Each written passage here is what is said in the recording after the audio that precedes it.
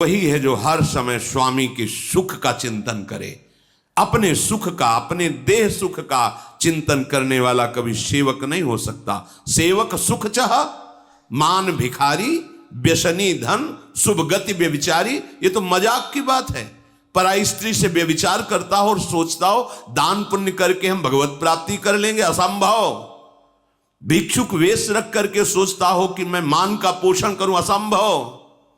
विविध प्रकार की ड्रग्स और शराब, ये नशे, ये जुए, और वो सोचता हूं मैं बहुत धनी बन जाऊं, असंभव।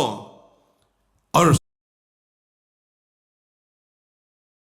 सेवक भाव रखता हो, चाहे गुरु सेवक हो, इष्ट सेवक हो, स्वामी सेवक हो, और वो सुख चाहता हो उसकी सेवा बन जाए, असंभव। हे संपूर्ण जगत के देखने वाले, देख लो, शब्द पकड़ो। तुम्हें हर समय प्रभु देख रहे हैं, किसी गवाही की जरूरत नहीं है। यदि तुम ऐसा स्वीकार कर लोगे तो तुमसे पाप कर्म होंगे ही नहीं, क्योंकि पाप कर्म वही होते जहां मुझे लगता है कोई देख नहीं रहा है। कोई नहीं देख रहा, लेकिन जग पेखनी तुम देखनी हारे। इस जग रूपी, प्रपंच रूपी पेखना को देखने वाले प्रभु हैं। वही इस नाटक को देख रहे। कोई ऐसा एक जीव भी नहीं जिसे प्रभु की दृष्टि न पड़ रही हो, सबको देख रहे हैं। भगवान ब्रह्मा, विष्णु, महेश, ये स्वयं इस रूप को धारण करके सृष्टि का सृजन, पालन और लय करते हैं। कोई आपके मर्म को नहीं जान सकता, तो हे नाथ, फिर और कौन जान सकता है? वही जान सकता है जिसे आप जना देते हो, और जो आपको जान जाता है वो आपका स्वरूप बन जाता है। जानत तुम्हें तुम्हें हो जाई। कैसे जानता है? जिसे आप जना देते हो। आप कैसे जनाते हो? कृपा करके। तुम्हारी कृपा तुम्हें रघुनंदन, जाने भगत भगत उर चंदन। भक्तों के हृदय को शीतलता प्रदान करने वाले प्रभु, आपकी कृपा से भक्त आपको जान जाते हो। जो जान जाते हैं वो आपका स्वरूप हो जाते हैं। तस्मित् तज्जने भेदा भावात ब्रह्मविद ब्रह्मवि भवति। जो ब्रह्म को जान लेता है वो ब्रह्म स्वरूप हो जाता है। हे प्रभु, आपकी ये जो देह है ये चिदानंदमय है, ये पांच भौतिक नहीं है। इसमें किसी भी तरह का कोई विकार नहीं है।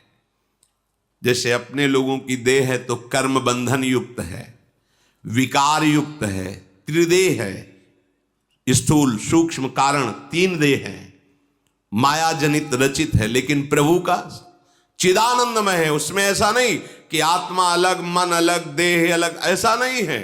संपूर्ण चिदानंदमय। और जैसे हम आंख से देख सकते हैं, हाथ से क्रियाएं कर सकते हैं, प्रभु कहीं से भी कुछ भी, क्योंकि चिदानंदमय है। जैसे हम केवल सामने ही देख सकते, पीछे नहीं। प्रभु ऊपर नीचे, पीछे, बाहर भीतर, सूक्ष्म सा। कहां ऐसी जगह है जहां उनकी दृष्टि न हो? चिदानंद में निर्विकार सर्वव्यापी स्वरूप। उत्पत्ति, नाश, वृद्धि, क्षय शरीर में पांच भौतिक में होते, चिदानंद में नहीं। कोई अधिकारी भक्त ही इस रहस्य को जान पाता है। मुनि तापस जिनते दुख लहाई, ते नरेश बिनु पावक दहाई।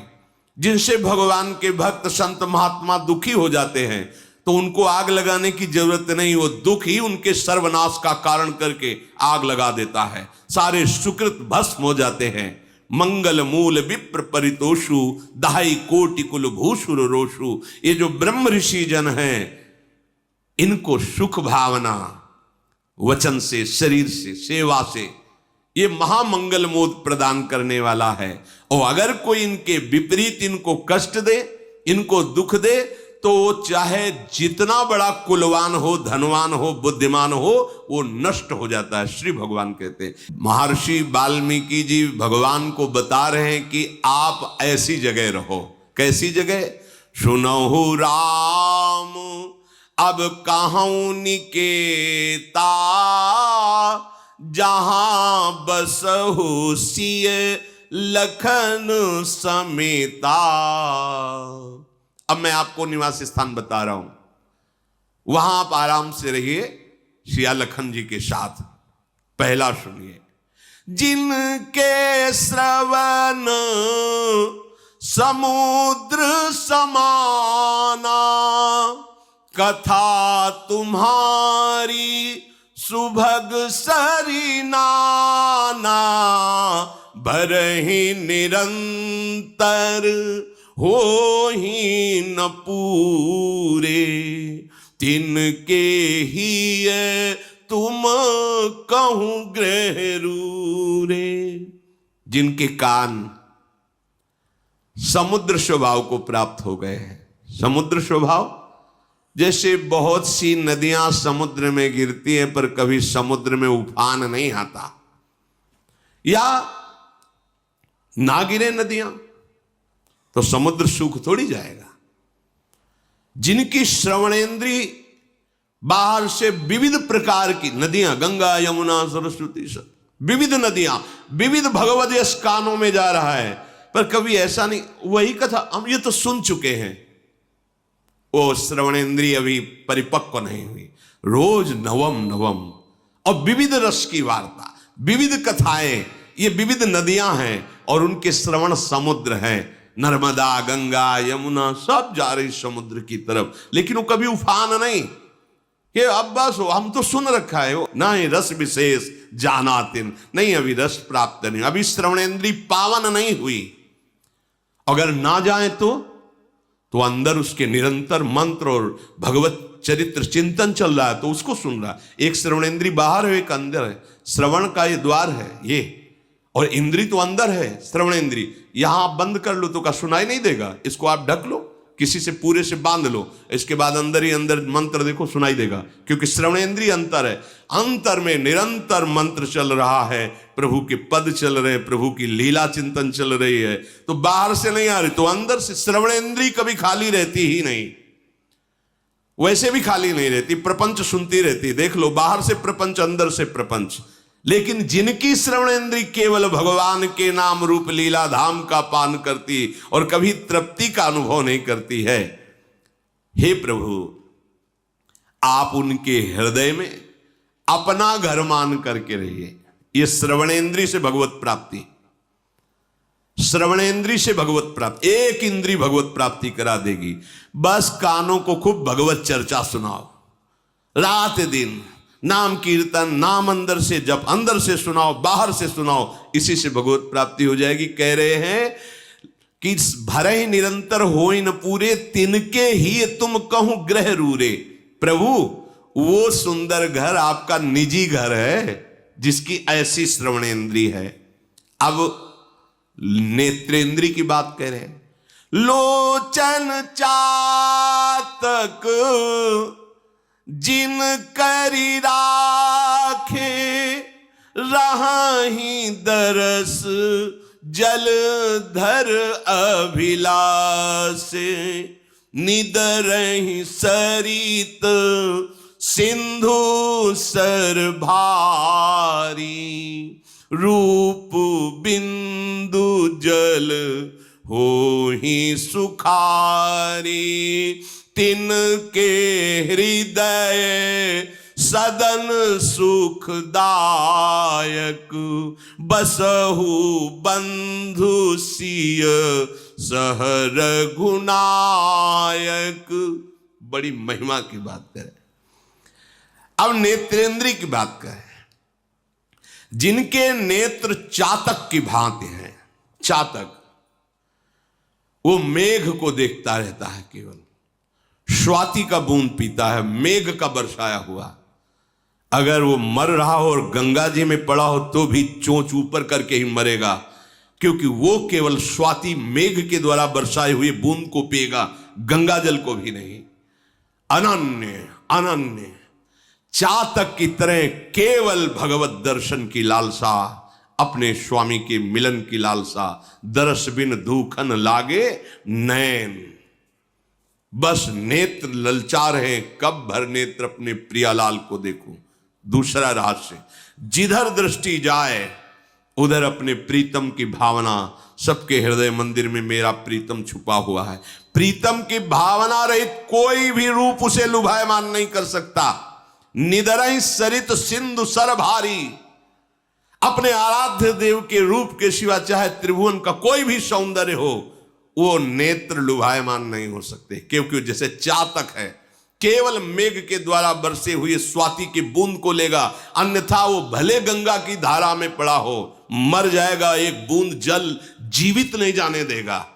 ऐसी निष्ठा। भला कोई रूप संसार में ऐसा है जो रूप समुद्र प्रभु के प्यासे नेत्रों को अपनी तरफ आकर्षित कर ले?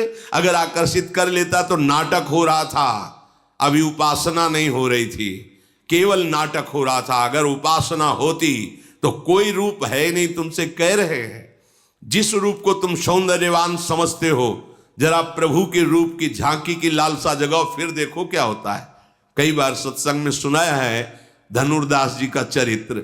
वो अपनी पत्नी के रूप में इतना आसक्त थे कि एक क्षण के लिए भी नहीं छोड़ सकते थे। बड़ा उपहास होता था, वो सहते थे। अब सामान लेने जाना है तो अकेले जा नहीं सकते, पत्नी को लिवा के जाएंगे, क्योंकि रूपासक्त हैं वो। पत्नी चलेगी तो ऐसे और आप चलेंगे पीछे, छाता लगाए धूप ना लगे, बैक पीछे, वो ऐसे आ रही वो पीछे चल, लोग उपहास करते।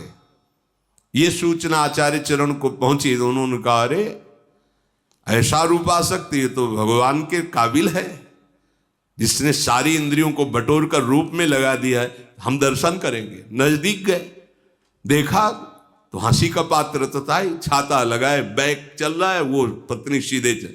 नजदीक गए, बोले भाई इतना आसक्त क्यों? बोले देखा कि संत हैं, हल्के से। उन्होंने कहा महाराज बिना इनके रूप के हम जीवित नहीं रह सकते। तो उनका अगर इससे भी बढ़िया रूप हो, बोले हो ही नहीं सकता।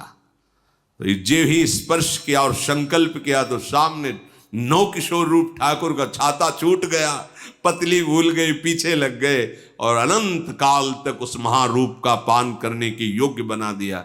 ये भगवान के प्रेमी महाभागवतों का। तो जिनके नेत्र चातक की तरह केवल भगवत रूप दर्शन की लालसा रखते, कोई कितना भी रूपवान हो। श्रीपाद प्रबोधानंद सरस्वती जी ने कहा कि राधा किशोरी के चरणों का आश्रय लेने वाले को भगवान का मोहिनी रूप भी मोहित नहीं कर सकता, क्योंकि मोहिनी प्रिया जो मोहन को, विश्व मोहन को, मदन मोहन को, मुनिमन मोहन को, स्वमन मनमोहन को अपने अधीन किए हुए हैं। जाके अधीन सदाई सांवरो, उन लाडली की ठसक रखने वाला, जिनके नेत्र लाडली के गोरे चरणारविंद के दर्शन की लालसा से युक्त है, उनको भला कौन लुभायमान कर सकता है?